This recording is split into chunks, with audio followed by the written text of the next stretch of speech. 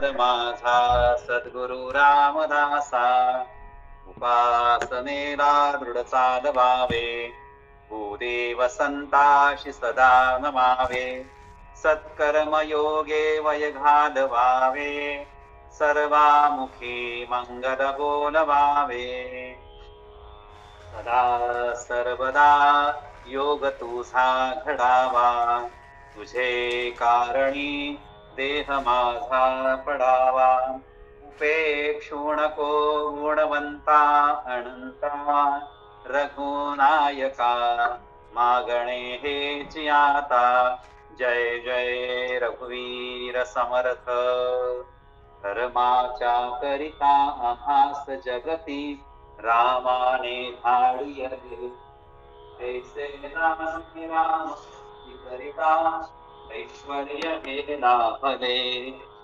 आता धर्म सख्या तुझ्या पुढतिया, नम्रत्वतेने असे, इच्छा हो जशी मानसी करीतसे, हा देह तुझा असे, रामा मी तव दास दास म्हणवी, माते कशाचे भय, रामा जाईन जे स्थळी सुख घना, होईल तेथे जय, रामाया भुवन त्रयी तुझ विणे, नाही कोणी तारक, रामा तू सकलार्थ पूर्ण करिशी, तू तात मी बालक, जय जय रघुवीर समर्थ. दासबोधामधल्या दशक 5 आणि समास 6 शुद्ध ज्ञान या संदर्भामध्ये आपण चिंतन करणार आहोत. समर्थ या समासामध्ये म्हणतात, एक ज्ञानाचे लक्षण, ज्ञान म्हणजे आत्मज्ञान, पाहावे आपणासी आपण या नाव ज्ञान. समर्थ रामदास म्हणतात, हे शिष्या ज्ञानाचं लक्षण ऐक, ज्ञान म्हणजे केवळ आत्मज्ञान, आपण आपल्याला पाहावं याचं नाव ज्ञान. मुख्य देवासी जाणावे, सत्य स्वरूप ओळखावे, नित्यानित्य विचारावे या नाव ज्ञान. मुख्य देव कोणता आहे ते जाणलं पाहिजे, आपलं सत्य स्वरूप काय ते ओळखलं पाहिजे, आणि नित्य काय आणि अनित्य काय याचा विचार करावा, त्याच ज्ञान असं म्हणतात. मुख्य देव कोणता आहे, जसं म्हणलं की बहुदेव, बहुज्ञान, बहुदेव आणि शेवटी एकच देव, मागच्या प्रवचनामध्ये विचार केला. तसं सत्य काय ते ओळखलं पाहिजे, नित्य काय आणि अनित्य काय ओळखलं पाहिजे, याचे नाव ज्ञान. जेथे दृश्य प्रकृती सरे, पंचभूतिक ओसरे, समूळ द्वैत निवारे त्या नाव ज्ञान. जेथे दृश्य असणारी प्रकृती संपते, पंचमहाभूतापासून उत्पन्न झालेले पदार्थ नाहीसे होतात, द्वैत समूळ नष्ट होतं, त्याला ज्ञान असं म्हणतात. मनबुद्धी अगोचर, न चले तर्काचा विचार, उल्लेख परे होणे पर या नाव ज्ञान. जे आत्मस्वरूप आहे ते मन, बुद्धी आणि इंद्रिय यांनी जाणता येत नाही, तेथे तर्क पण चालू शकत नाही, ते परावाणीच्या पलीकडे आहे, असे जे आहे त्यास ज्ञान असं म्हणतात. परा पश्यंती मध्यमा. जेथे नाही दृश्य भान, जेथे जाणीव ते अज्ञान, विमळ शुद्ध स्वरूप ज्ञान यासी बोलीजे. जेथे दृश्याचं भानच उरत नाही, जाणीवही उरत नाही, कारण जाणीव असणे हेच अज्ञान होय, यालाच विमल शुद्ध स्वरूपाचं ज्ञान असं म्हणतात. सर्व साक्षी अवस्था सूर्या, ज्ञान ऐसे म्हणती तया, परी ते जाणे जेवाया पदार्थ ज्ञान. सर्व साक्षीची चौथी अवस्था आहे ती तुरी अवस्था, तिला ज्ञान असं म्हणतात. पण हे बरोबर म्हणणं नाही, कारण या अवस्थेतही साक्षीत्वाने पदार्थ शिल्लकच राहत. दृश्य पदार्थ जाणीजे, त्यास पदार्थ ज्ञान बोलीजे, शुद्ध स्वरूप जाणीजे या नाव स्वरूप ज्ञान. दृश्य पदार्थाचं ज्ञान याला पदार्थ ज्ञान म्हणतात भौतिक शास्त्रामध्ये. तर शुद्ध स्वरूप म्हणजे काय, तर स्वस्वरूप ज्ञान असं म्हणलं. जेथे सर्वची नाही ठाईचे, तेथे सर्व साक्षत्व कैचे, म्हणून शुद्ध ज्ञान तुर्येचे मानोची नये. स्वस्वरूपाच्या ठिकाणी शुद्ध स्वरूपाखेरीज सर्व सुद्धा जर राहत नाही, तर या सर्वचे साक्षित्व कसं राहणार आहे, म्हणून तुर्य अवस्थेचे ज्ञान हे शुद्ध ज्ञान मानू नये. ज्ञान म्हणजे अद्वैत, तुर्या प्रत्यक्ष द्वैत, म्हणून शुद्ध ज्ञान ते संतत वेगळीचे असे. ज्ञान म्हणजे अद्वैत आणि तुर्य तर साक्षित्व असते, म्हणजे प्रत्यक्ष दैवतच असते. म्हणून तुरेपेक्षा शुद्ध नाही नेहमी वेगळं असतं हे जाणून घ्यावं. एक शुद्ध ज्ञानाचे लक्षण शुद्ध स्वरूपाची आपण, या नाव शुद्ध स्वरूप ज्ञान जाणे जे श्रोती. आता शुद्ध ज्ञानाचं लक्षण काय समर्थ सांगतो. आपण शुद्ध स्वरूपच असतो हे जाणणं, याचा अनुभव घेणं, याला शुद्ध स्वस्वरूप ज्ञान म्हणतात. हे श्रोत्याने जाणून घ्यावं. मागच्या मध्ये आपण असं म्हणलं होतं की मोक्ष पाहिजे, आपल्याला स्वर्ग प्राप्ती झाली पाहिजे. तसा आपण विचार केला, आपण सगळेजण स्वर्गामध्येच राहतो. आपण ठरवलं पाहिजे की आपण स्वर्गामध्ये आहोत आणि आपल्या नरकात जायचं नाही. म्हणून शुद्ध ज्ञान ऐकलं तर आपलं काय, तर शुद्ध स्वरूप ज्ञान हे आहेत, अनुभवच आहे त्याचा. महावाक्य उपदेश भला परी त्याचा जप नाही बोलिला, तेथीचा तो विचाराची गेला पाहिजे साधके. महावाक्याचा उपदेश उत्तम आहे, पण त्याचा जप करणं सांगितलेलं नाही. ज्या महावाक्यांच्या अर्थाचा साधकांनी विचार केलाच पाहिजे. महावाक्य उपदेश सार परी घेतला पाहिजे विचार, त्याच्या जपे अंधकार न फिटे भ्रांतीचा. की महावाक्यात परमार्थाच्या उपदेशाचा सार आहे, यात शंकाच नाही, पण त्याच्या अर्थासंबंधी विचार आणि चिंतनच करणं जरुरी आहे. नुसता त्याचा जप करून अज्ञानाचा अंधकार नाहीच होणार नाही. महावाक्याचा अर्थ घेता आपण वस्तूची तत्वता, त्याचा जप करिता वृथा स्थीणची होये. महावाक्यांचा अर्थ लक्षात घेतला की आपण तत्वता आत्मस्वरूपच आहोत हे कळून येत. नुसता त्याचा जप केल्याने व्यर्थ क्षीणच होत. महावाक्याचे विवरण ते मुख्य ज्ञानाचे लक्षण, शुद्ध लक्षाशे आपण वस्तूचा आहे. महावाक्याचे विवरण हेच ज्ञानाचं मुख्य लक्षण. शुद्ध लक्षावरून आपण आत्माच आहोत याचा अनुभव येतो. आपला आपणासी लाभ हे ज्ञान परम दुर्लभ जे आदि अंती स्वयंभू स्वरूपाची स्वय. आपल्याला आपलाच लाभ होणं म्हणजे स्वस्वरूपाचा अनुभव येणं हे ज्ञान अत्यंत दुर्लभ आहे. वास्तविक ते ज्ञान आदि व अंती स्वतःच प्रकाशित करणारं स्वस्वरूप असतं. जेथून हे सर्व प्रगटे आणि सकळी जेथे आटे, ते ज्ञान जालिया फिटे भ्रांती बंधनाची. जेथून हे सर्व विश्व प्रगट होतं आणि शेवटी सर्व तिथेच लय पावतं, त्या आत्मस्वरूपाचं ज्ञान झालं की बंधनाची भ्रांती नाहीशी होती. मते आणि मतांतरे जेथे होती निर्विकारे, अति सूक्ष्म विचारे पाहता ऐक्य. मत आणि मतांतरे जिथे फोल ठरतात, त्यांच्या संबंधी अति सूक्ष्म विचार केल्यावर त्याचा पूर्ण ऐक्य दिसून येतं. जे या चराचराचे मूळ शुद्ध स्वरूप निर्मळ, या नाव ज्ञान केवळ वेदांत मते. या चराचरामुळे असलेले शुद्ध निर्मळ आत्मस्वरूप त्याचा साक्षात अनुभव घेणं, यालाच वेदांतामध्ये शुद्ध ज्ञान असं म्हणतात. शोधिता आपले मूळ स्थान, सहजीच पुढे अज्ञान, या नाव म्हणजे ब्रह्मज्ञान मोक्षदायक. आपल्या स्वस्वरूपात शोध घेऊ लागलो की स्वाभाविकरित्या अज्ञान नाहीच होत. यालाच मोक्षदायक ब्रह्मज्ञान असं म्हटलं गेलेलं आहे. आपण अशी ओळख आता अंगी बाणे सर्वज्ञता, तेणे एक देशी वार्ता निशेष उडे. आपण आपला शोध घेऊ लागलो की स्वस्वरूपाचा साक्षात अनुभव आपल्याला येतो. मी कोण ऐसा हेत धरुणी पाहता देहातीत, अलौकिकता नेमस्त स्वरूपाची होय. वृत्ती ही प्रत्येकाची अंतर्मुख करून मी कोण आहे हे जाणण्याच्या हेतूने आपण आपला शोध घेऊ लागलो की आपला देह नसून आपण देहातीत आहोत असं कळून येईल. नंतर नीट विचार केला असता स्वस्वरूपाचा साक्षात प्रत्येकाला अनुभव येत असतो.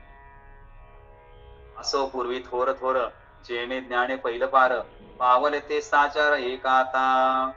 पूर्वीचे महाथोर पुरुष ज्या ज्ञानाच्या योगे भवसागर त्यांनी पार केलेला आहे ते ऐका. व्यास वशिष्ठ महामुनी शुक नारद समाधानी, जनकाधिक महाज्ञानी म्हणून येण्याची ज्ञानी. या ज्ञानाच्या योगे व्यास मुनी, वशिष्ठ, शुक, नारद हे समाधानी झाले व जनकाधिक महाज्ञानी पण झाले. वामदेवाधिक योगेश्वर, वाल्मिक अत्रि ऋषी ईश्वर, शोकाधिकादी अध्यात्मसार वेदांत मध्ये. या मुख्यत्वे सनदिक आणि वामदेव, तसे योगेश्वर, वाल्मिकी, अत्रि यासारखे ऋषी आणि शौनकादी वेदांत मतांचे सार जे आत्मज्ञान आहे ते या आत्मज्ञानाच्या माध्यमातून ते परमपदाला पदाला पोहोचलेले आहे. सनकाधिक मुख्य करुणी आदिनाथ मीन गोरक्षमुनी आणि बोलता वचनी आघात असती. मुख्यत्वे सनकादिक तसेच आदिनाथ, मच्छिंद्रनाथ, गोरखनाथ ही सगळी जी नवनाथ परंपरा आहे ही गणना करू राहिला असंख्य आहेत. सिद्ध मुडी महानुभाव सकळांचा तो अंतर्भाव जेणे सुखे महादेव डुलत असा.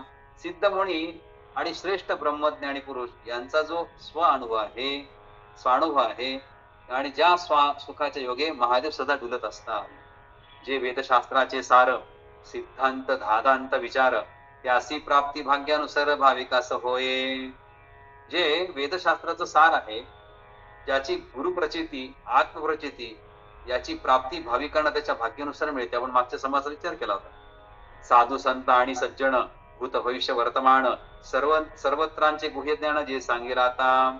भूतकाळामध्ये होऊन गेलेलं, वर्तमान काळी हयात असलेलं आणि भविष्य काळात होणार असं सर्व काही साधू संत आणि सज्जन या सर्वांचे जे गुह्य ज्ञान आहे ते तुम्हाला मी समर्थ म्हणतो. तीर्थे व्रते जपे दाणे जे न जोडे धूम्रपाणे पंचाग्नी गोरांजणे जे प्राप्त नव्हे. जे गुह्य ज्ञान तीर्थ व्रत तप दान करून धूम्रपान पंचाग्नी साधन गोरांजने प्राप्त केलेले होत नाही. सकळ साधनांचे फळ ज्ञानाचे सिगची केवळ जेणे संशयाचे मूळ निशेष सुटे. ते ज्ञान म्हणजे सर्व साधकांचं फळ आहे. साधनांचं ज्ञानाचं केवळ शिखर असून त्याच्या योगाने अंशतः पूर्णता नष्ट होत. 56 भाषा तितके ग्रंथ आदी करुणी वेदांत त्या इतुकेचा गहनार्थ एकच आहे. अनेक ग्रंथ आहेत 56 प्रकारचे, अनेकांच्या भाषा वेगळ्या आहेत, अनेक ग्रंथ आहेत. त्या सर्व ग्रंथांचा आणि मुख्यत्वे वेदांताचा गहन अर्थ एकच आहे, ते म्हणजे आत्मज्ञान. जे नेनवे पुराणी जेथे शिनल्या वेदवाणी त्याची आता येणी क्षणी बोधीन गुरुकृपे. ज्याचे गुण ज्याचे ज्ञान पुराणांना नाही, ज्याचे वर्णन करताना वेदही शिनले तेच ज्ञान आता या क्षणी मी गुरुकृपेने तुम्हाला उपदेश होतो. पाहिले नसता संस्कृती रीघ नाही मल्हार मराठ ग्रंथी हृदय वसल्या कृपामूर्ती सद्गुरु स्वामी. श्री समर्थ म्हणतात की संस्कृत ग्रंथात काय आहे हे मी पाहिले नाही, मराठी ग्रंथात माझा प्रवेश नाही, पण कृपामूर्ती सद्गुरु स्वामी माझ्या हृदयात बसलेले आहे, तेच मला मार्गदर्शन करते. आता नलगे संस्कृत अथवा ग्रंथ प्राकृत माझा स्वामी कृपेचे तर हृदय वसे.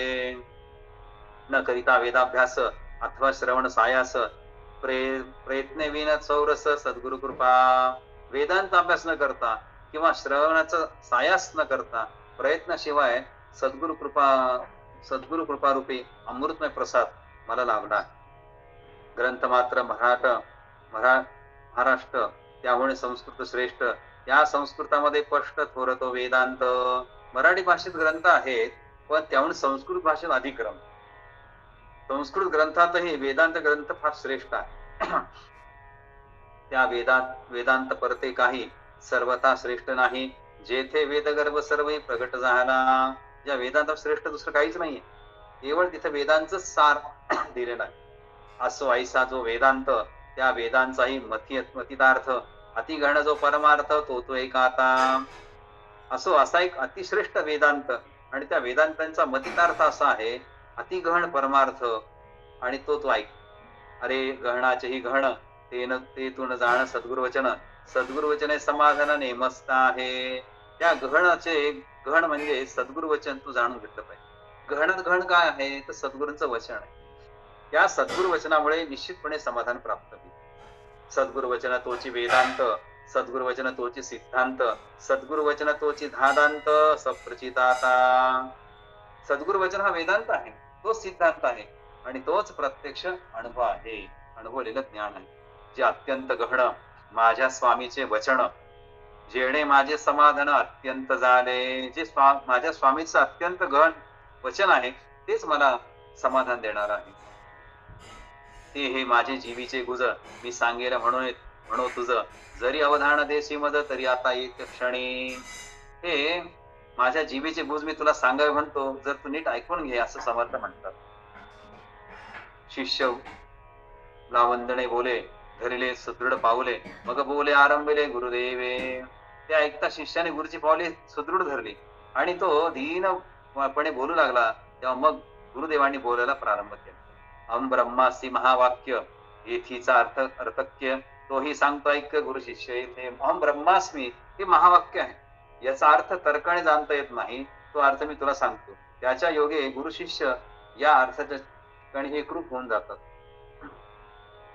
एक शिष्या जेथीची वर्म स्वये तूच आहेस ब्रह्म ये विषयी संदेश भ्रम धरूची नये. मी गुरुदेव म्हणतात हे शिष्या येथे जे रहस्य आहे ते तू ऐक. तू स्वतःच एक ब्रह्म आहेस. याविषयी संदेह अथवा भ्रम धरूच नको. तू पण ब्रह्म. चराचरात चैतन्य चराचरा ब्रह्म व्यापलेला आहे. नवविधा प्रकारचे भजन त्यात मुख्य ते आत्मनिवेदन ते समग्र प्रकारे कथन कीजेला आता. नवविधा भक्तीमध्ये मुख्य ते भजन आहे. आत्मनिवेदन तुला आता समग्र वर्णन करून सांग. निर्वाण पंचभूते ये कल्पाती नासती यथा नव्हे प्रकृती पुरुष जिये तेही ब्रह्म होती. विश्वोत्पत्ती झाली होताना ही पंचमा होते ज्या क्रमाने निर्माण होतात त्या क्रमानेच ती कल्पात लय पावत जातात. एवढेच नव्हे तर प्रकृती आणि पुरुष यांचाही ब्रह्मात लय होऊन ती ब्रह्मस्वरूपच होतात. दृश्य पदार्थ आठवता आपण नुरे तत्वता ऐक्य रूप ऐक्यता मुळीच नाही.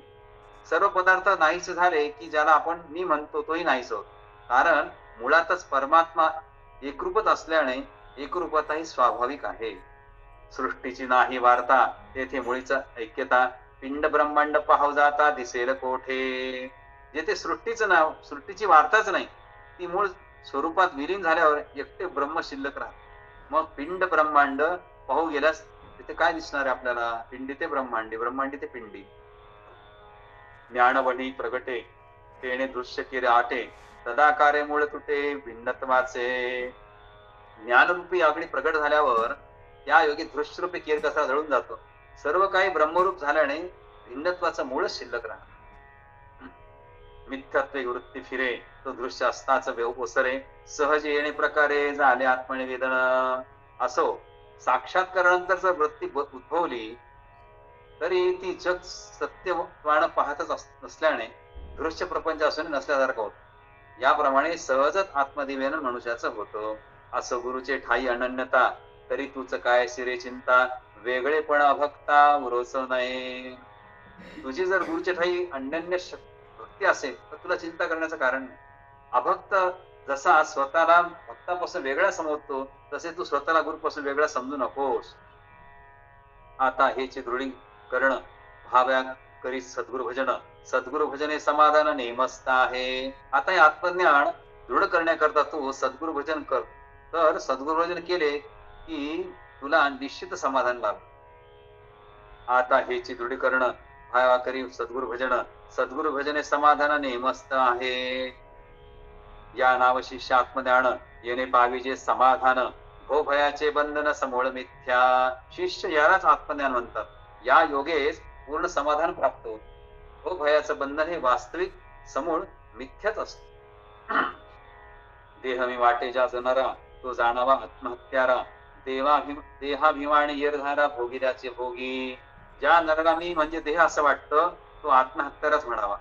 देहाभिमानामुळे तो जन्ममृत्यूच्या येरधारा पुन्हा पुन्हा भोगत असतो. देह मी वाटे ज्या नरा असो चहू देहा वेगळा जन्मकर्मासी निराळा सकळ आबाळ गोबाळा सबाह्य तू.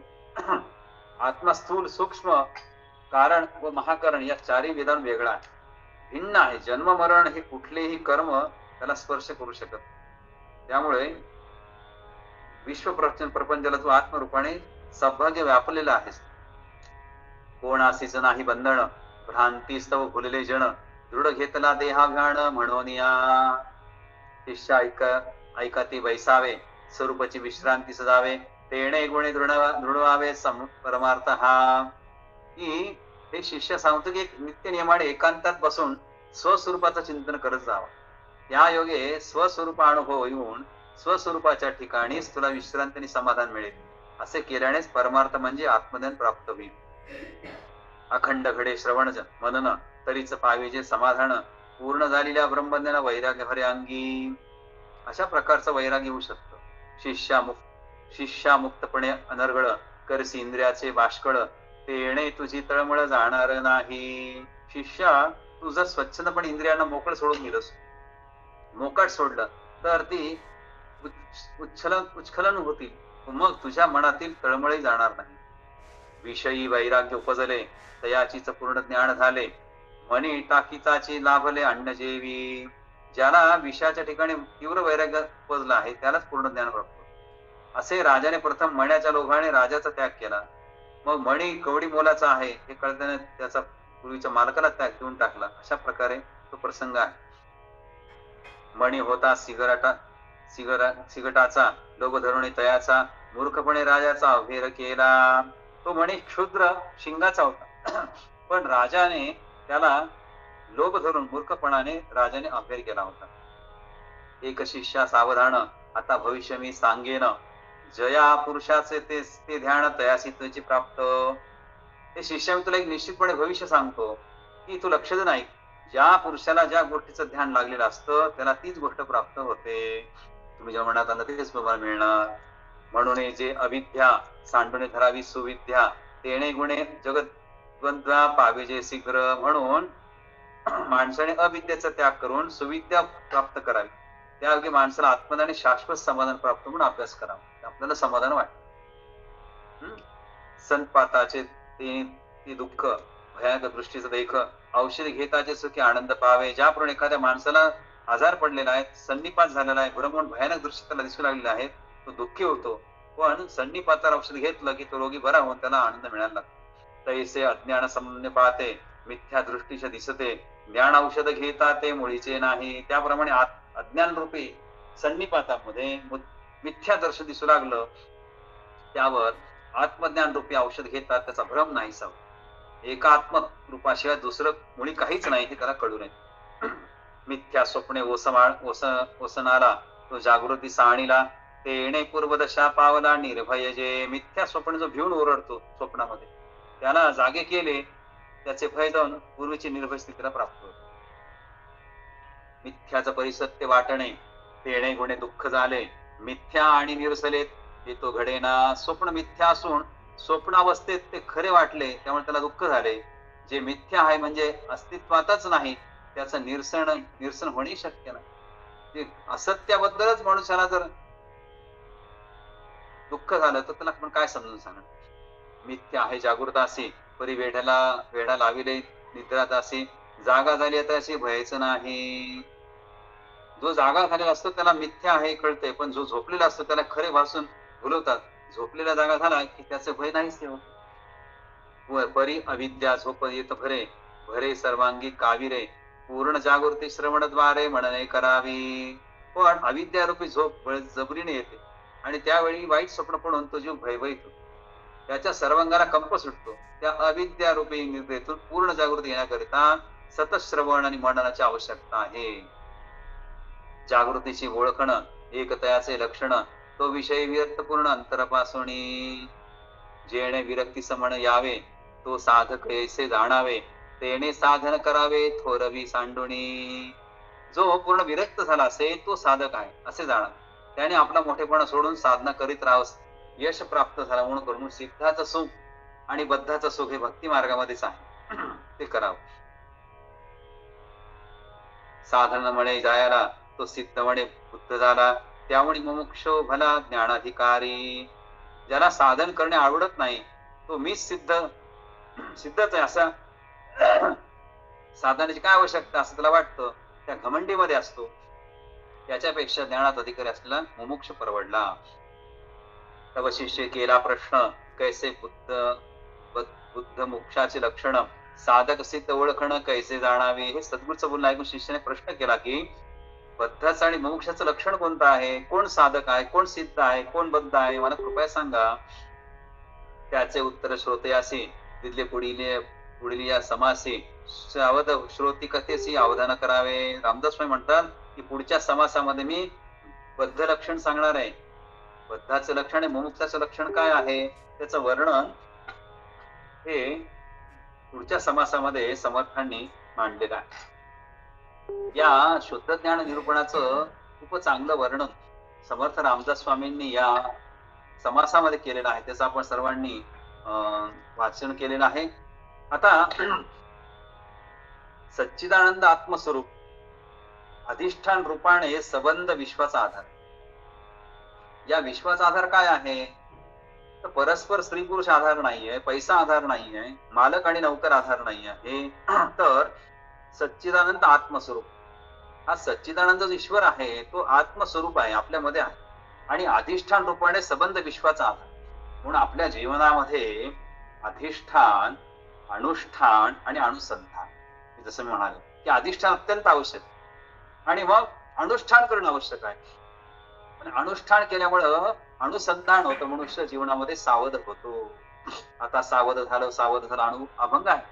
म्हणून अधिष्ठान रूपाने सबंध विश्वाचा तो आधार. माणूस विश्वाचा भाग असल्याने तेच आत्मस्वरूप त्याच्या अंतरामी विरसत. जे विश्वामध्ये आत्मस्वरूप आहे भगवंताचं, ब्रह्मांडी ते पिंडी, पिंडी ते ब्रह्मांड. जरी पंचमहाभूते मनुष्याच्या शरीरामध्ये आहे आणि पंचमहाभूत ही ब्रह्मांडामध्ये पण आहेत, त्याप्रमाणे या दोन्हीमध्ये आत्मस्वरूप नावाचे एक तत्व आहे आणि हे आत्मस्वरूप तत्व हे अंतर्यामामध्ये विलसत असते. माणसाचं महत्व असं आहे की त्या आपल्या जीवनात आत्मस्वरूपाचं संपूर्ण ज्ञान तो अनुभवू शकतो. इतर प्राण्यांपेक्षा इतर जीवांपेक्षा मनुष्याचं वैशिष्ट्य असं आहे की मनुष्य आपल्या जीवनामध्ये समर्थ जीवनामध्ये मत बरं का, लहानपणी मोठेपणी म्हातारपणी असं नाहीये. बऱ्याच जण असं वाटतं की आता वृद्ध झालो देवदेव करूया. मग नचिकेता आहे, भक्त प्रल्हाद आहे, ध्रुव बाळ आहे, यांना कधी ज्ञान प्राप्त झालं? तर बालवयात प्राप्त झालं. ज्ञानेश्वर महाराज आहे. म्हणून आपल्या जीवनामध्ये आत्मस्वरूपाचं संपूर्ण ज्ञान आपण अनुभवू शकतो, जीवनाच्या सुरुवातीपासून शेवटापर्यंत.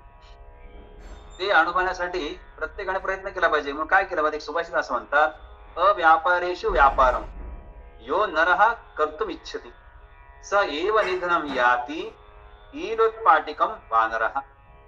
सुभाषितकाराचं असं म्हणणं आहे की जिच्याशी आपला संबंध नाही ती गोष्ट करायची जो माणूस इच्छा करतो तो विनाकारण कुंटू पडणाऱ्या वानराप्रमाणे आपली शेपटी अडकून आपला विनाश करून घेतो.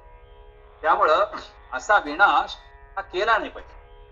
म्हणून विनाकारण एखाद्या गोष्टीत आपलं लक्ष गुंतल्यास गेल्यास, नको ती गोष्टी चर्चा करू लागलास की विनाकारण ती उठाठेव, ती उठाठेव कोणी करू नये. म्हणून हेच शुद्ध ज्ञानाचं लक्षण समर्थाने सांगितलेलं आहे.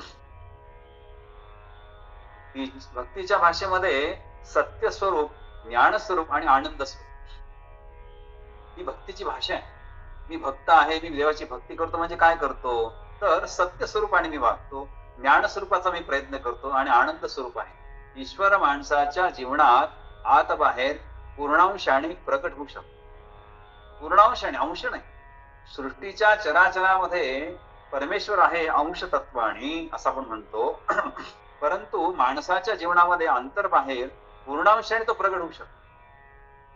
म्हणून टाकीचे घाव सहन करून जसं दगडाचा देव होतो तसं प्रापंचिक माणसासारखं जीवन जगून प्रभू रामचंद्र हे माणसाने देवत्व प्राप्त केलेले आहे.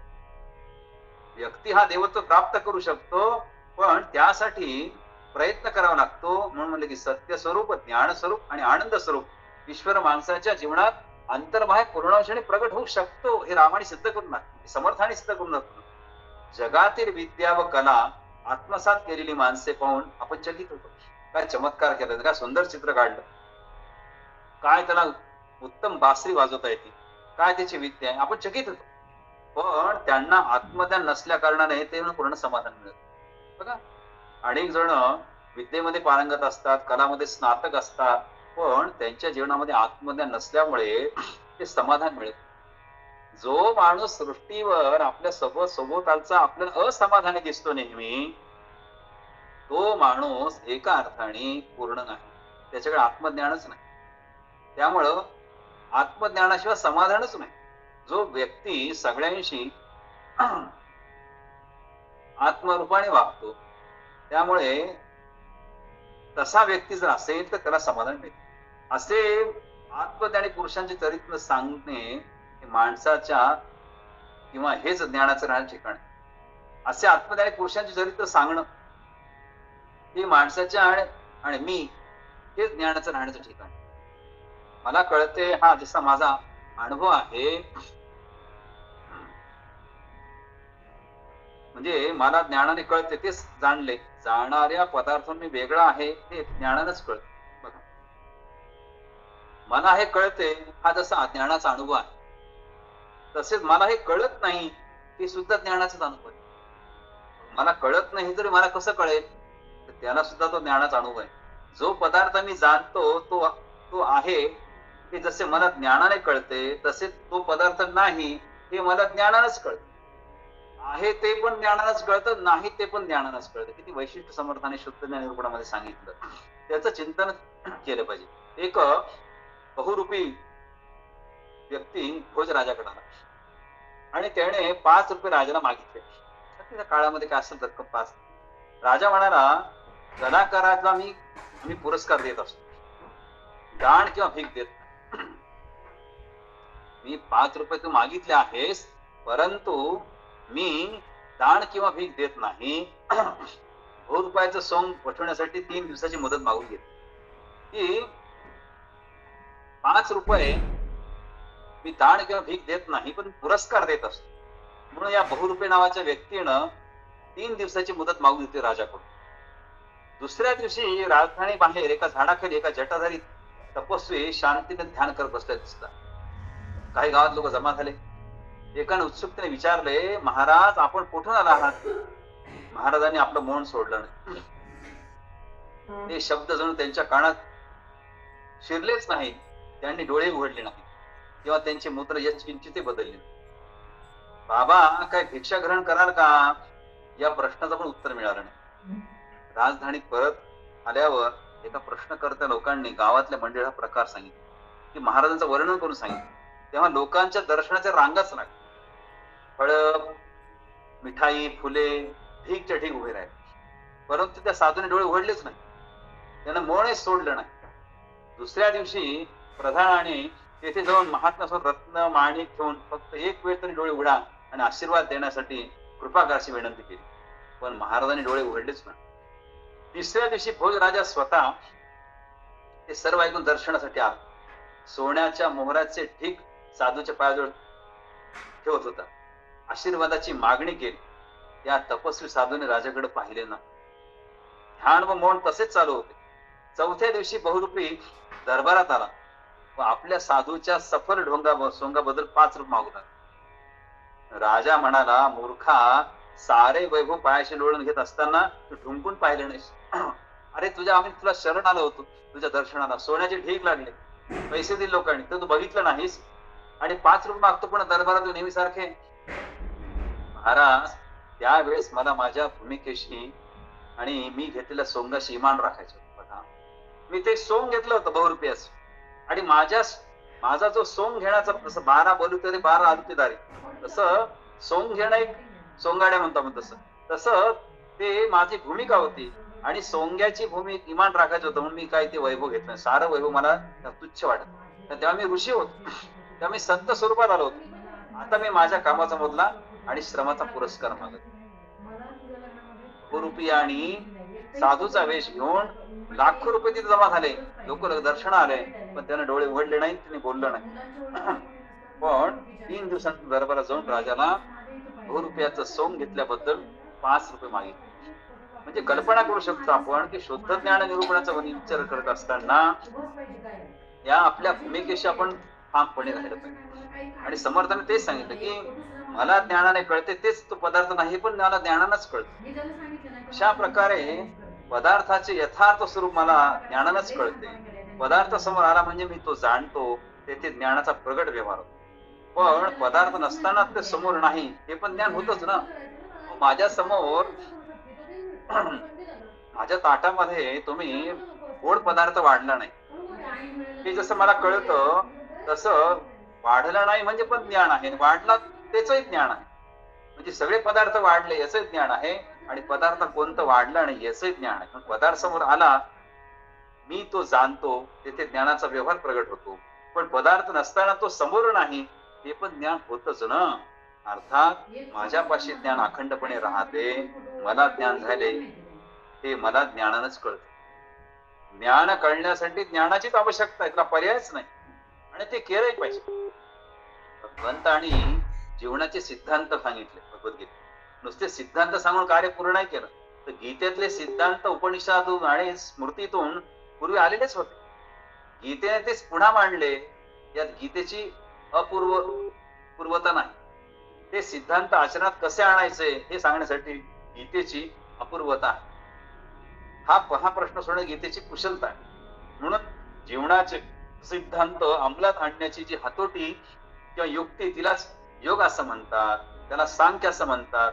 सिद्धांत किंवा शास्त्र आणि योग किंवा कला ही योगिया साधली जीवनकळा म्हणून ज्ञानेश्वर महाराज ग्वाही देतो की अशा प्रकारची सांख्यशास्त्रामध्ये म्हणजे सिद्धांत आणि शास्त्र आणि योग म्हणजे कला योगियांना साधली जीवन कळा असं नामदेव ज्ञानेश्वर महाराजांनी ही ग्वाही दिली. म्हणून गीता सांख्य व योग, शास्त्र व कला या दोन्ही परिपूर्ण आहे. तशाच प्रकारे समर्थांनी शुद्ध ज्ञानाचं निरूपण करताना तो वर्णन केला आहे की जो पदार्थ मी जाणतो तो आहे, जसं मला ज्ञान होतं तसेच तो पदार्थ नाही हे पण मला ज्ञानानंच कळतं याचा अनुभव.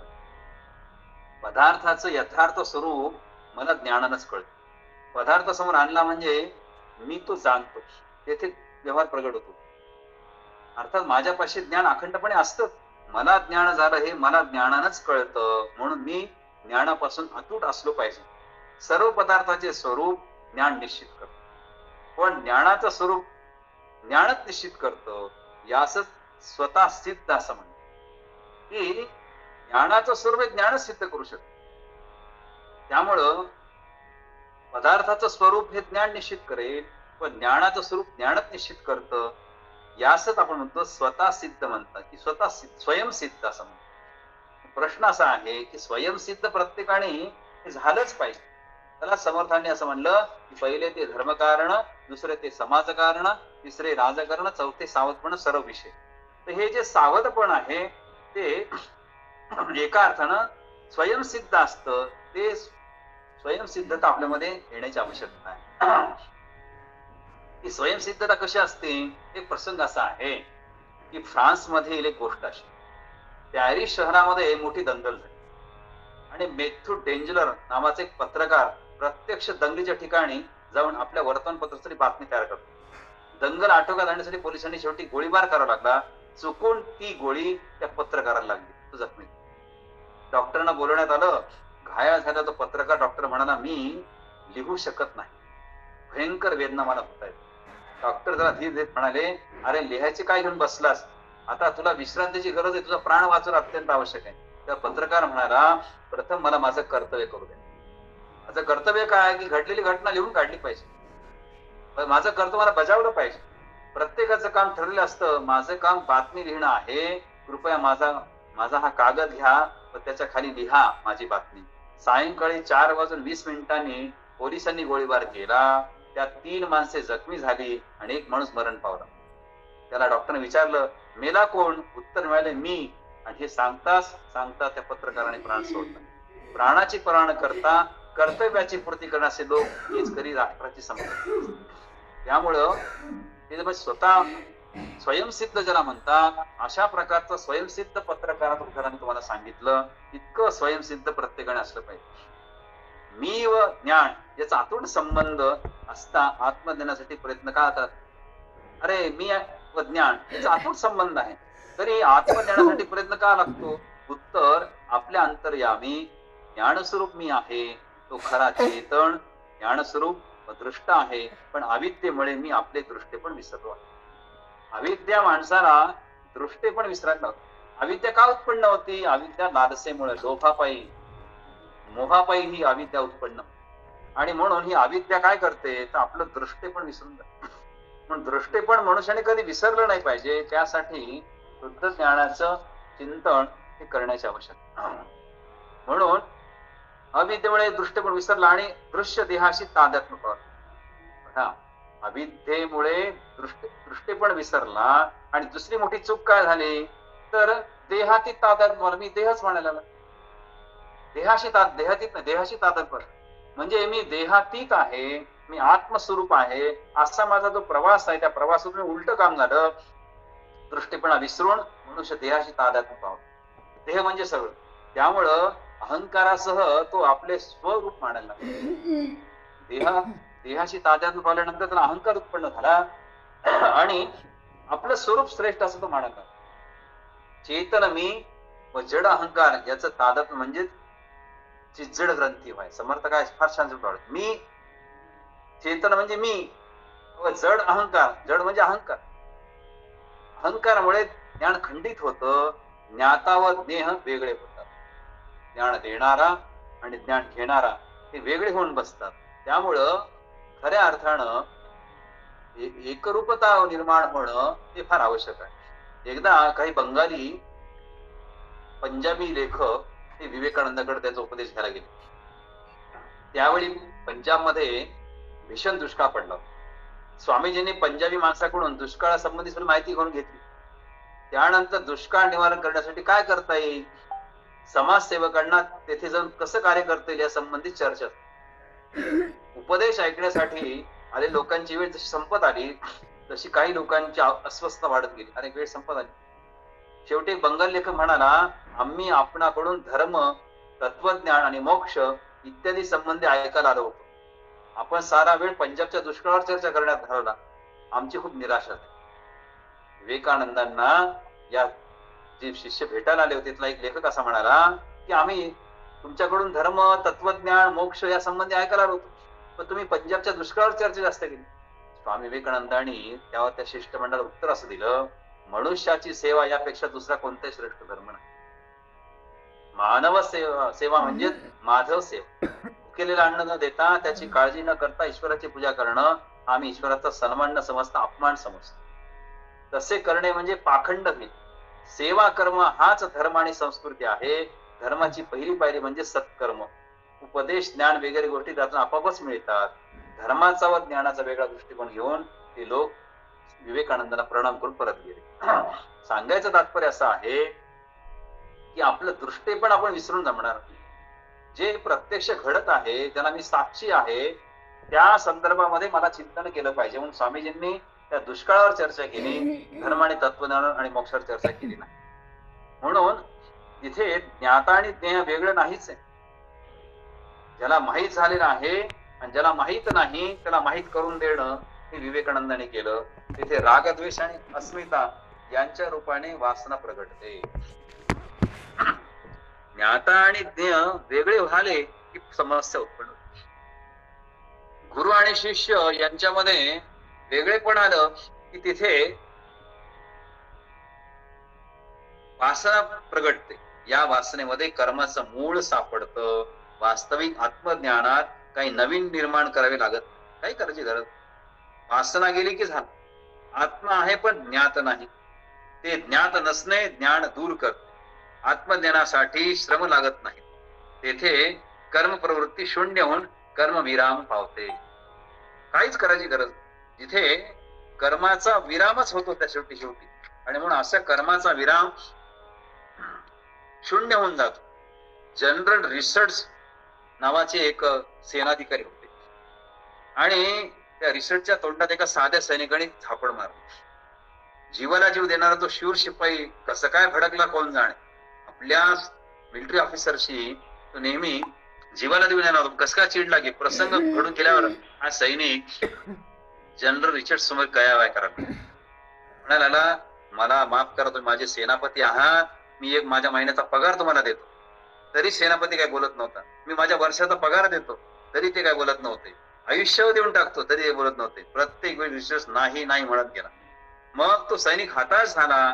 तुम्हाला देण्याजोगी आता माझ्याकडे काहीच नाही, मी चुकलो, मला क्षमा करा. सैनिकाच्या डोळ्यातून अश्रू गळायला लागले आणि जनरल रिसर्चच्याही डोळ्यात अश्रू यायला लागले. बघा, म्हणजे ज्यानं आपल्या सेनाधिकाऱ्याच्या थोबाडीत मारली त्याला तर पश्चाताप होतच होता. तो पश्चातापणा रडत होता आणि त्याचं रडणं बघून तो सेनाधिकारी रडत होता. दोघांनी एकमेकाला मिठ्या मारल्या. रिचर्ड्स म्हणाला, हिशोब चुकता झाला. हा, तुला पश्चाताप झाला आणि मला लक्षात आलं, मलाही आनंद वाटला तुझ्या पश्चातापामुळं. दुसऱ्या दिवशी लढाईत रिचर्ड्सच्या अंगावर आलेला तो गोळा या सैनिकांनी आपल्या देहाने झेलला. मेलेल्या देहाचे चुंबन घेत रिचर्ड्स म्हणाला, डोळ्यातल्या पाण्याने मुद्दलाचा हिशोब तू चुकता केला होता मित्रा.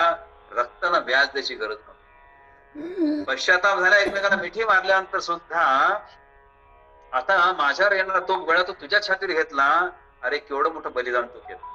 करुणे डोळे ओले होतात तेव्हा करोडांचे हिशोब मिटतात. करुणेने डोळे ओले झाले पाहिजे. कठोरतेने ते कोरडे होतात तेव्हा करोड रुपयांचे सोने त्या कठोरतेला खड्डा लिंपू शकत. दुसऱ्यासाठी कणव येणं ही वाटते तेवढी सोपी गोष्ट नाही.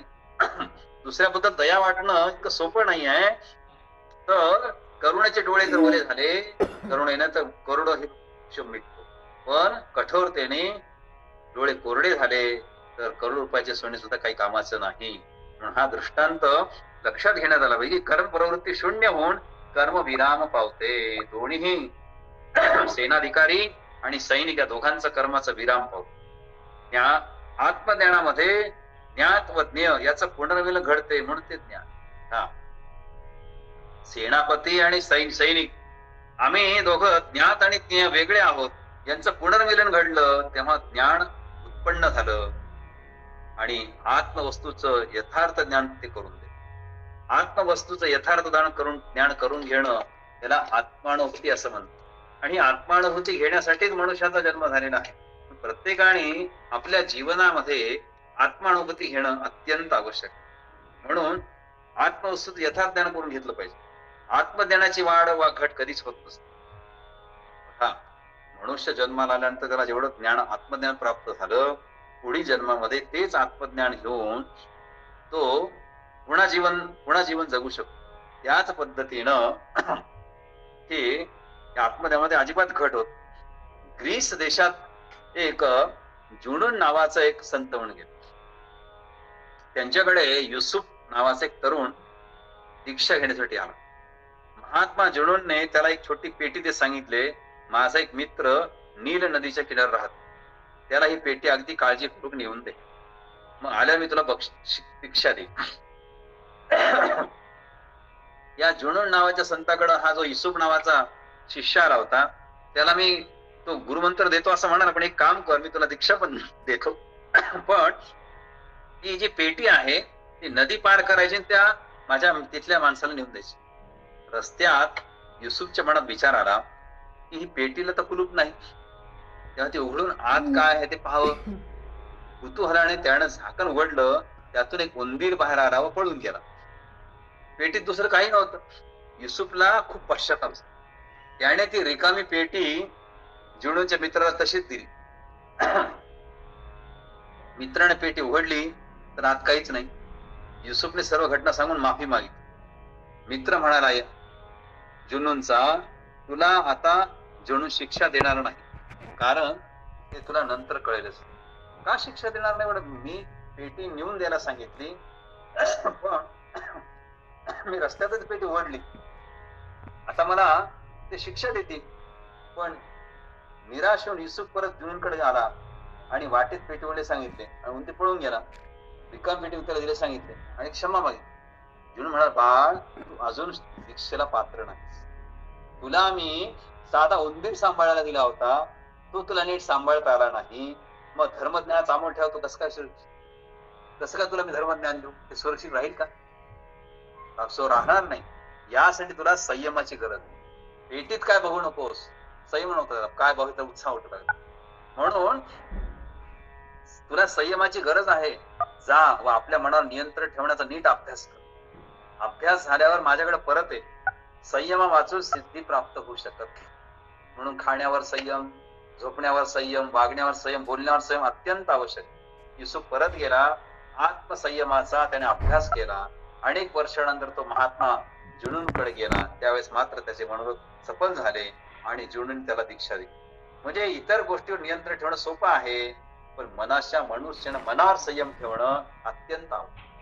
म्हणून शुद्ध ज्ञान निरूपणाचं वर्णन करताना समर्थ असं म्हणतात की आत्मज्ञानाची वाढ किंवा घट होत नाही, त्यात जुनेपण पण येत नाही, अखेरपर्यंत जशाला तसंच राहत. अशा प्रकारचा आत्मज्ञानाचा अभ्यास प्रत्येकाने चिंतला पाहिजे. म्हणून ज्ञान प्राप्तीची पहिली पायरी काय आहे तर संयम. म्हणून शुद्ध ज्ञान निरूपणाचा विषय करत असताना प्रत्येकाने आपल्याला जे आत्मानुभूती पाहिजे असेल तर संयम हे अत्यंत आपल्या जीवनामध्ये आवश्यक आहे. पण हा संयम प्राप्त करताना कुठल्याही प्रकारची फल आशा आपण ठेवली नाही पाहिजे. निष्काम कर्म केलं तरच ते फलप्राप्ती होऊ शकते. आणि म्हणून समर्थांनी सुद्धा जसं दशकपाद आणि समाज 6 मध्ये शुद्ध ज्ञानाचं निरूपण केलं, तसंच मनाच्या श्लोकामध्ये 46व्या मनाच्या श्लोकामध्ये समर्थांनी जे 46व्या समासात सांगितलेलं आहे, तेच 46व्या मनाच्या श्लोकात सांगितलेलं आहे, जे समासात सांगितले. ते समर्थ असं म्हणतात, म्हणा जे घडी राघवे वीण गेली, जनी आपुले ते तू हानी केली, रघुनायका वीण तो सीण आहे, जनी दक्ष तो लक्ष लावून पाहे. बघा, समर्थांचं वैशिष्ट्य असं आहे की दासबोधामधल्या पहिल्या समासापासून तर शेवटच्या 200व्या समासापर्यंत प्रत्येक समासाला समर्थांचं मनाचे श्लोक क्रमाने जुळतं. जसं गणाधीश जो ईश सर्व गुणांचा, पहिलं जे गणेश स्तवन समर्थाने सांगितलेले, चत्वार वाचा सरस्वती स्तवन सांगितलेलं आहे, पंथ राघवाचा सांगितलंय. प्रत्येक मनाच्या श्लोकाला हा समास जुळतो. अशा प्रकारचे 600 प्रवचन मी पूर्ण केलेले आहेत योगायोगाने. म्हणून याच्यामध्ये आपण हे पण लक्ष देतो. म्हणून समर्थ असं म्हणते, म्हणा जो जो क्षण रामाच्या सानिध्याशिवाय गेला तो तो क्षण हानिकारक आहे शुद्ध ज्ञानासाठी. तसेच समज, आणि जो क्षण ज्यात रामाचं अधिष्ठान नाही तो अगदी शुल्लक क्षीण आहे असं समज. आणि म्हणून अत्यंत सावध राहून तू जगात वावरलं पाहिजे. क्षीण आणि क्षीण दोन्ही गोष्टी लक्षात ठेवल्या. क्षीण आला मला कामाचा आणि क्षीण झालं, शक्ती संपली. म्हणून परमार्थ मार्गाकडे मनुष्य वळत नाही, रमत नाही. याचं मुख्य कारण परमेश्वर दिसत नाही, त्याचं निर्गुण निराकार रूप साध्य करू शकत नाही. मनुष्य भौतिक गोष्टीमध्ये जास्त रमतो कारण त्या दृश्य दिसतात. शुद्ध ज्ञानामध्ये समर्थाने तेच सांगितलं, भौतिक वस्तू कशी मिळवायची हे त्याला ठाऊक असतं, पण परमेश्वर दिसत नाही, त्यामुळे त्याचे गुण प्रगटच होत. लक्ष करणं हे त्याला अवघड वाटतं. आणि म्हणून इतकं सुंदर वर्णन समर्थांनी जसं मनाच्या श्लोकामध्ये केलेलं आहे, तशाच प्रकारचं वर्णन हे समर्थांनी दासबोधामधल्या समासात केलेलं आहे. त्यामुळं असे लक्ष मिळवण्यासाठी मनुष्याने दक्ष असलं पाहिजे. रामदास स्वामींनी सर्वत्र सावधानता बाळगण्यासाठी आग्रह धरलाय. रोजच्या जीवनात विशेषतः आजकालच्या या संगणक युगामध्ये दक्ष माणूसच पुढे जाईल. एक चूक सुद्धा संगणक खपून घेत नाही. सर्व प्रोग्रॅम नाही सावत, मेहनत फुकट जाते. तसंच व्यवहारात मध्ये मनुष्याला चातुर्य आणि तारतम्य, योग्य निर्णय शक्ती असलीच पाहिजे. बघा, म्हणजे चातुर्य असलं पाहिजे, तारतम्य असलं पाहिजे, योग्य निर्णय शक्ती असली पाहिजे, आणि सावधपण विवेकापर्यंत पोहोचलं पाहिजे. आपलं जे सावधपण आहे ते विवेकापर्यंत पोहोचलं पाहिजे, त्याला शुद्ध ज्ञान असं म्हणतात. म्हणून अशा प्रकारचं ज्ञान प्रत्येकाने मिळवण्याचा प्रयत्न केला पाहिजे. सम्राट सिकंदराच्या एका सैनिकी अधिकाऱ्याने एक सुंदर रत्नजडित पेटी त्याला भेट दिली. पेटी कुठली असं विचारताना सांगितलं, इराण देशातील लुटीमध्ये ती मिळाली होती. त्या पेटीवरचं नक्षीकाम फार अप्रतिम होतं. ते पण सिकंदर बेहद खुश झाला. त्याने दरबारात लोकांना विचारलं, या पेटीत कोणती मूल्यवान आणि सुंदर वस्तू ठेवावी तुम्हाला असं वाटतं? कोणी म्हणले हिरे ठेवावे, माणिक ठेवावे, कोणी म्हणलं भरजरी वस्त्रे ठेवावे, कोणी म्हणले दागदागिने ठेवावे, कोणी सुद्धा खजिन्याच्या किल्ल्या ठेवाव्यात, तर काहींनी गोपनीय पत्र व दस्तावेज ठेवावेत असं सांगितलं. सिकंदराला यापैकी एकही सूचना म्हणून वाटली. तो स्वतःशी मग विचार करू लागला. त्याने त्याचं अंतर्मन त्याला सांगू लागलं, सिकंदरा, तुझा जो गौरव व सन्मान होत आहे तो धनामुळे होत नाही, जग जिंकल्यामुळे होत नाही, तर उलट या युद्धात लाखो लोकांचे प्राण गमवावे लागले. कोणत्या गोष्टीत तुला प्रेरणा मिळाली? जीवनाला दिशा मिळाली. पराक्रम, पुरुषार्थ, साहस याचा मार्ग सापडला. पराक्रमाचा मार्ग सापडला, पुरुषार्थ सापडला. एकदम त्याला एका पुस्तकाचं स्मरण झालं आणि त्या पुस्तकामुळे त्याला स्वतःमध्ये सुप्त शक्ती जागृत झाली. जगत जेता तो बनू शकला. सारा दरबार सिकंदराच्या चेहऱ्याकडे पाहत होता. सिकंदराने त्या पेटीमध्ये महाकवी होमरचे इलियड नावाचं महाकाव्य त्या पेटीमध्ये ठेवलं. माझ्या जीवनातली प्रेरणा व वळण देणारा हा अनमोल ग्रंथ आहे तो सगळ्यात. शुद्ध ज्ञान कशापासून आपल्याला मिळतं याचं जर चिंतन केलं माणसाने तर मनुष्याला त्याचा मार्ग सापडतो. त्यामुळं परमेश्वर जाणण्यासाठी सूक्ष्म दृष्टी हवी. विवेकी व्यक्तीच ब्रह्म जाणू शकते. आणि विवेकी व्यक्ती होण्यासाठी समर्थांनी शुद्ध ज्ञानाचा वारंवार उच्चार या ठिकाणी केलेला आहे. त्यामुळे विवेक हा जागृत होणं हे अत्यंत आवश्यक समर्थांनी सांगितलं. त्यासाठी अनुसंधान हवं. म्हटलं अधिष्ठान, अनुष्ठान आणि अनुसंधान, यासाठी अनुसंधान हवं. क्षणही परमेश्वराच्या स्मरणाशिवाय वाया घालता कामा नये. रोज किती वेळ परमेश्वराचा आपण देतो त्याचा प्रत्येकाने विचार. परमेश्वराचं नामस्मरण करत असताना परमेश्वराने जी निर्मिती केलेली सृष्टीची, परमेश्वराने कर्तृत्व केलेलं आहे, परमेश्वराचा जो साक्षात्कार आहे, या साक्षात्काराचा अभ्यास करणे आवश्यक आहे. परमेश्वराचं स्वरूप नामस्मरण तर केलंच पाहिजे, पण परमेश्वराने कोणत्या प्रकारची कर्म केलेली आपल्यासाठी त्याचंही स्मरण केलं पाहिजे. म्हणून कुठला वेळ न वाया घालता परमेश्वराने केलेल्या ज्ञानाचं दिलेला शिदोरीचा आपण सर्वांनी आस्वाद घेतलाच पाहिजे. आस्वाद म्हणले म्हणजे स्वाद घेतला पाहिजे. आपल्याला तर अस्वादच वाटतं अध्यात्म, पण त्याचा स्वाद घेणं अत्यंत आवश्यक आहे. म्हणून याचा प्रत्येकाने विचार केला पाहिजे.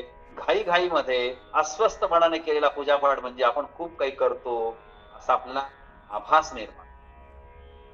परमेश्वरालाही भक्ताबद्दल विश्वास निर्माण झाला पाहिजे. त्यासाठी रोजचे काम करताना मुखाने नामस्मरण राहावं. अखंड अनुसंधान हवं. ही उपासना करताना शरीर हे केवळ माध्यम आहे.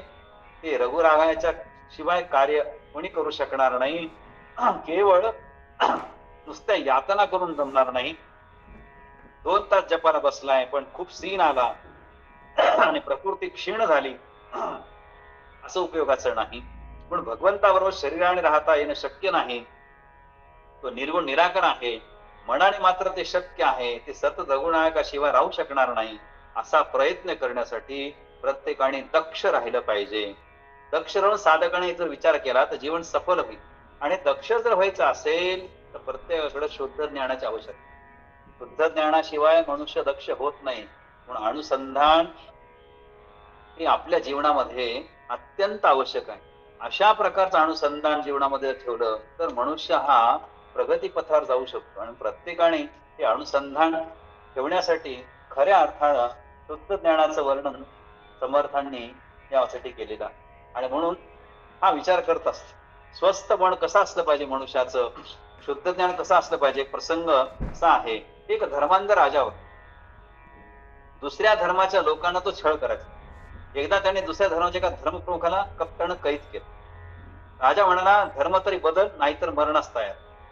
तू चमत्कार करून दाखवतोस असं मी ऐकलंय, बघू दे तुझा काय चमत्कार. धर्मगुरूंनी राजाच्या मनातला दुष्टभाव ओळखला. त्याने कागदाचा एक तुकडा मागून घेतला. त्याच्यावर काही मजकूर लिहून काढला. तो कागद आपल्या ताईतात बांधला गळ्यात.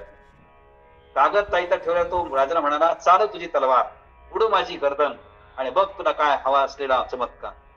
राजाला तसंच वाटलं. राजाने त्याचं डोकं उडवण्याचा हुकूम दिला. पाहता क्षणी त्याचं धड शरीरा वेगळं झालं.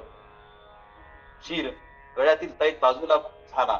राजाने त्या ताईत मधला कागद काढून बघितला. त्यावर लिहिलं होतं, प्राण मर्त्य असतो पण निष्ठा श्रद्धा अमर असते. राजा हे वाचून दिग्मूढ झाला. माणूस मरतो पण त्याची तत्वनिष्ठा अमर असते. ही जी तत्वनिष्ठा आहे याला समर्थाने शुद्ध ज्ञान. म्हणून त्याने जे लिहिलं होतं कागदावर की प्राण मर्त्य आहे पण निष्ठा आणि श्रद्धा ही अमर असते, ती अमर्त्य. म्हणून निष्ठा आणि श्रद्धा जर वृद्धिंगत करायची असेल तर त्याची परिभाषा आहे शुद्ध ज्ञान. अशा प्रकारचं शुद्ध ज्ञान मनुष्याला जर प्राप्त झालं तर ते करू शकतो. आणि ते करण्यासाठी आपण सर्वांनी शुद्ध ज्ञान निरूपणाचं चिंतन करण्याची आवश्यकता आहे. म्हणून समर्थांनी या शुद्ध ज्ञान निरूपणामध्ये आपलं जीवन कसं असलं पाहिजे, कशा प्रकारचं आपली शरण अभ्यासाची गती असली पाहिजे असं वर्णन अत्यंत सुंदरपणे केलेलं आहे. जय जय रघुवीर समर्थ. आता विश्वात्मके देवे येणे भाग्यधने तोषावे. तोषोणी मज द्यावे पसाय दान हे. जे खळांची व्यंकटी सांडो तया सत्कर्मी रती वाढो. भूता परस्परे जडो मैत्र जीवांचे. दुरितांचे तिमिर जावो विश्वस्व धर्म सूर्ये पाहो. जो जे वांछिल तो ते लाहो प्राणी जात. वर्षत सकळ मंगळी ईश्वर निष्ठांची मांदियाळी. अनवरत भूमंडळी भेटतू तया भूता सदा कल्पतरुंचे आरव चेतना चिंता मणीचे गाव बोलते जे अर्णव पियुषांचे चंद्रमे जे आलांछन मार्तंड जे तापहीन ते सर्वाही सदा सज्जन सोय रे होतू किंबहुना सर्व सुखी पूर्ण होणी तिन्ही लोकी भजिजो आदि पुरखी अखंडित आणि ग्रंथोपजीविये विशेषी लोकीये दृष्टादृष्ट विजये हो आवेजी येथ म्हणे श्री विश्वेश्वरा हो आहो इलदान पसावो येणेवरे ज्ञानदेव सुखिया झाला येणेवरे ज्ञानदेव सुखिया झाला ज्ञानेश्वर महाराज की जय जय जय रघुवीर समर्थ